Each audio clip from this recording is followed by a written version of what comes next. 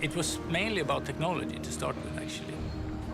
It would be possible to do these things, and not so much focus on why, what should you use it for. Because the laptop was barely invented and the smartphone didn't exist. Operators at that time were pretty pleased with what they had with GSM. There was not really a vision of what the wireless data could be.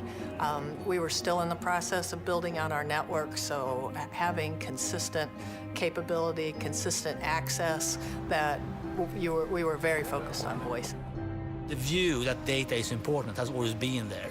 What it should be used for, we didn't have any clue, really. This is a cork that we popped when IS-99 was published, and that represented the first data service on CDMA.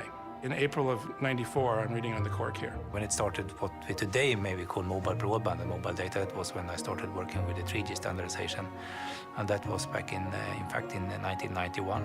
This will not happen. It takes 10 years before you get feedback, really, and see if somebody buys it. That's then you have to maybe be a little bit crazy. Because we had to convince people everywhere in regulation and everywhere that this was something that could actually be big, and that it was possible.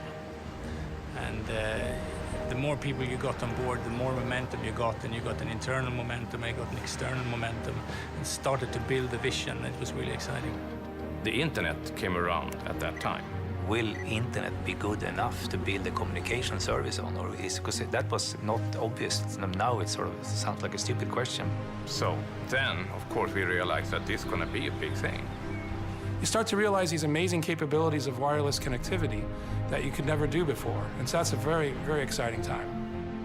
When we first started looking at data, we first started to look at it really seriously in the mid-90s, is when we thought it was going to really start to take off. But what we found was there were three components that were really important to have in place to have mobile data work. Those components were obviously a network that had the capability of connecting for speed and capacity. Second were devices that actually had provided user functionality, kind of the experience, if you will, screens and so forth. And then the third were services and apps. And what we found in the mid-90s that we didn't have any of the three. The capabilities just weren't there for data to expand.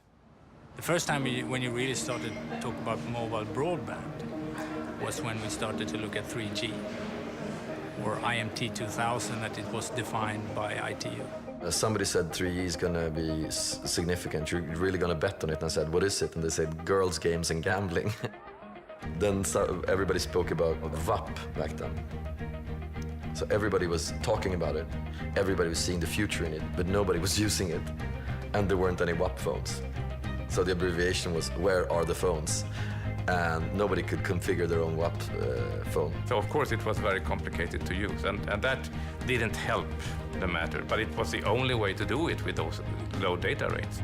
When we started in the early 90s, it was like 1 kilobit per second. There were people even saying back when I was fighting for 9.6 in the GSM that nobody would need more than 2.4 ever in a mobile channel, 2.4 kilobits per second.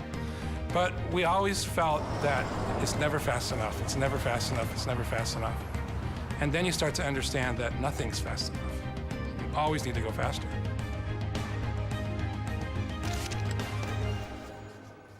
Unplug.